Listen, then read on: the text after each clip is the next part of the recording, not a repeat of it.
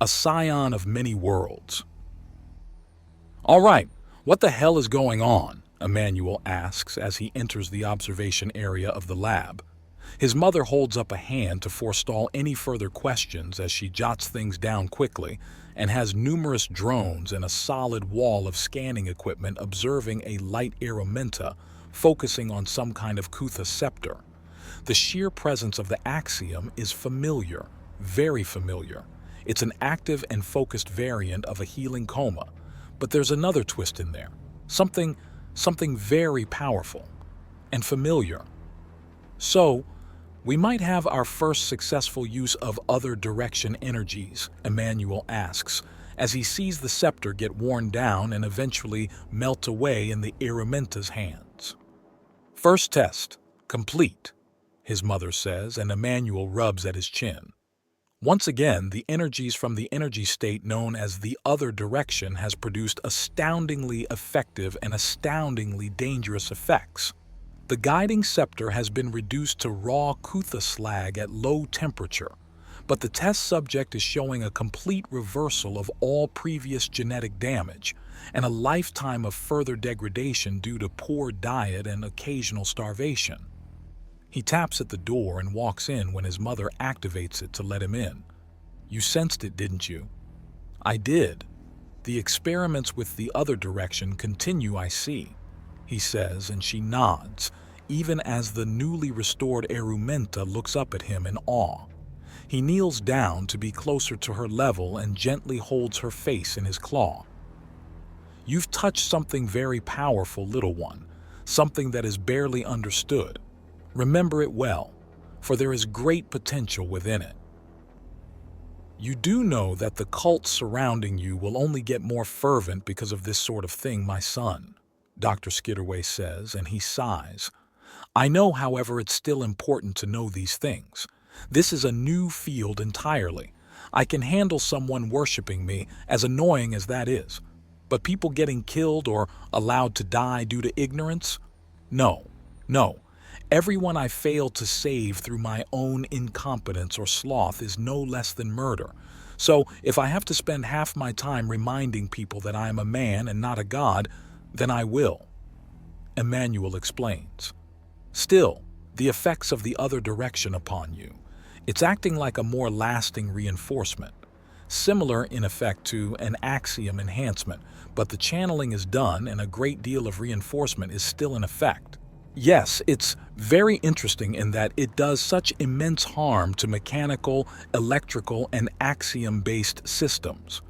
However, it's so far entirely benevolent to living flesh, even though the flesh is ultimately a combination of carbons, minerals, and other elements that have been used in numerous pieces of technology that have failed against this energy, including the Axiom dependence. Simply boiling it down to the soul is a cop-out. We need to figure out exactly why the energy acts in this way and how to make further use of it, if for no other reason than its incredible healing and restorative potential," Emmanuel notes before withdrawing his hand. "How do you feel, young lady?" She begins before looking down at her hands and looking past them to the puddle of slagged, but still cool, Kutha laying on the floor. She clenches her hands and then stretches her arms out before rolling her shoulders. She rolls her neck and then bounces on her toes before crouching and then rising up. She sways from side to side and then looks up at Emmanuel oddly. "No pain or stiffness. Even as a child, She begins before trailing off. "You had several inefficiencies in your bloodstream. You're now in the best health of your life and just in time too. Your line was on the verge of collapse." "Mara, my daughter, she's had it even worse than myself. If I was on the verge of collapse, then she—" "Your Lady Shimmer, right?" Emmanuel asks. "Yes, I'll have your daughter here in no time," he promises her. "You are supposed to be—" Dr. Skidderway begins, but Emmanuel is already gone, simply displaced in reality with a rush of Axiom that's touched by something more. That boy, he's not going to be content until he's worked his way back into the afterlife.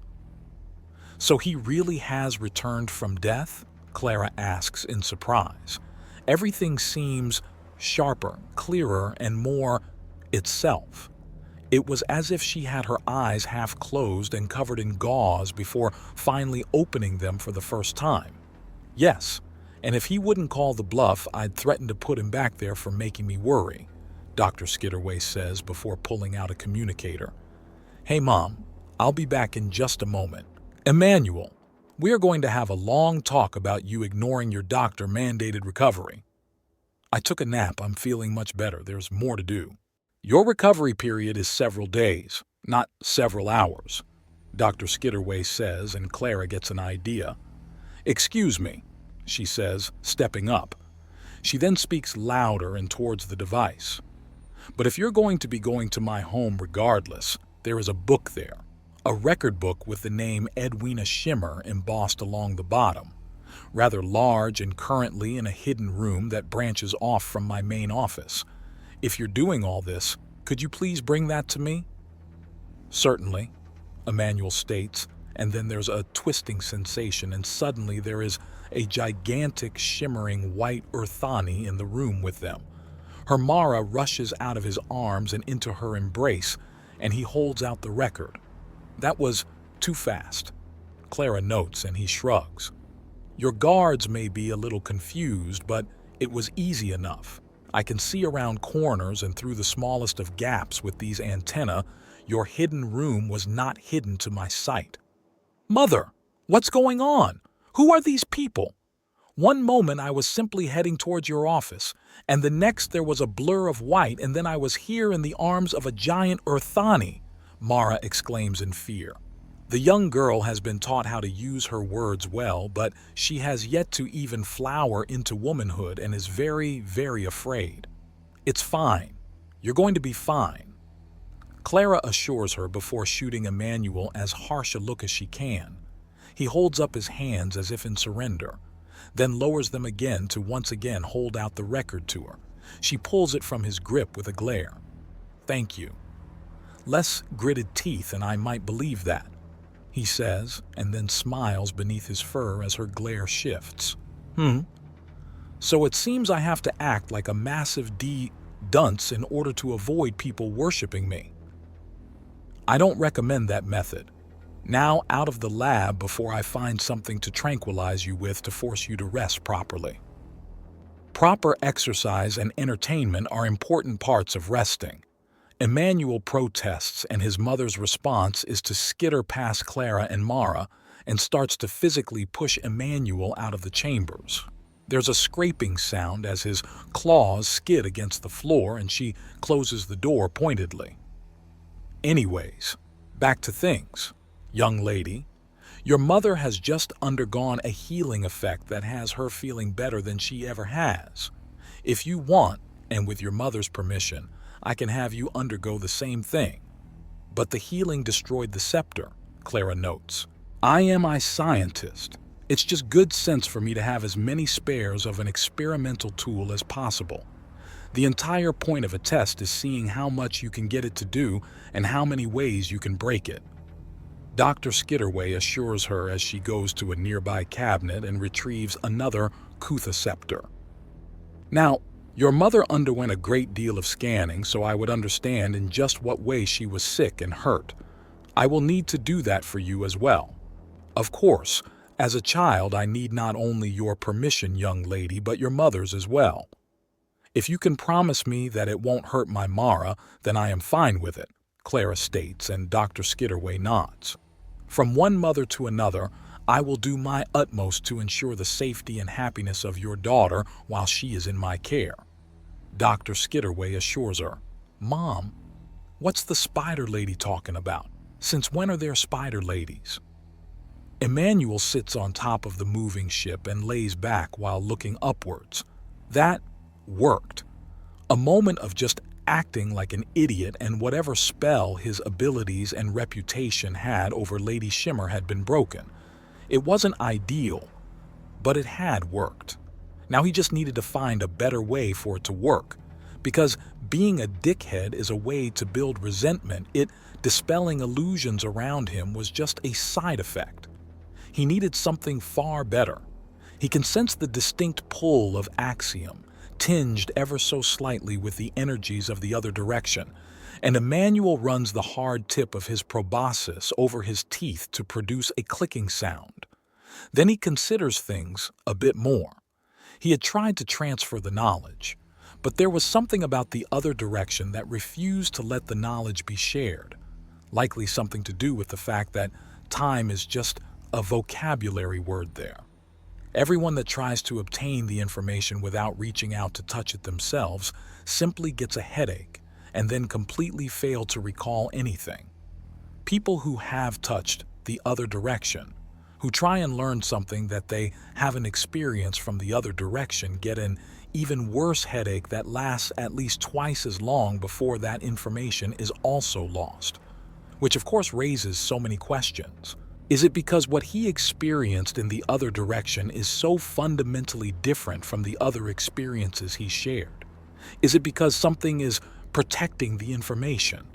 Does the energy and information fundamentally attune itself to the individual in question that interacts with it initially? None of the above? All of the above? Something else entirely? It's hard to say. At this stage, they only have assumptions and the initial tests. It's hard on any Axiom tech, but can be used in place of Axiom to spectacular effect. It resists typical detection and interaction methodology and seems to be in tune with the soul. If Axiom is the energy of life, then the other direction seems to be death. But what is death in this context? I've come back from death in this case. Spiritual energy, spirit energy, death energy. Whatever it's going to end up called, it's already making waves, and when they hit the rest of the galaxy, even if we don't find any other effects, it's going to cause a population detonation and a massive rash of vandalism. With the energy of the other direction, you can just feed it into a ship or a power grid and have the whole thing tear itself apart as the hostile energy flows through it. An entire spaceship could be brought down with a single action by a single malcontent, as could an entire city, and if a planet has sufficiently connected power grids, an entire world. Say a world like Centris. To have all of its power suddenly cut on the same day would cause cataclysmic harm, and that's just a basic side effect of the other direction. For all that Lacrin is in danger from the wider galaxy getting greedy and envious, they can retaliate. And retaliate so horrifically that entire worlds would bleed. He feels the Axiom laced with the other direction fade, and he phases out of reality and flutters down into the corridor right outside of the lab. He looks through the canidor, accommodating view window on the door, and smiles at the sight of Clara holding up little Mara in her hands and spinning around. "It feels so good," Mara exclaims as her mother laughs in sheer relief. As this happens, Dr. Skitterway catches sight of him and offers a smile. Not only have they learned more today, but at least 2 lives have been made all the more bright and beautiful. That's a good day.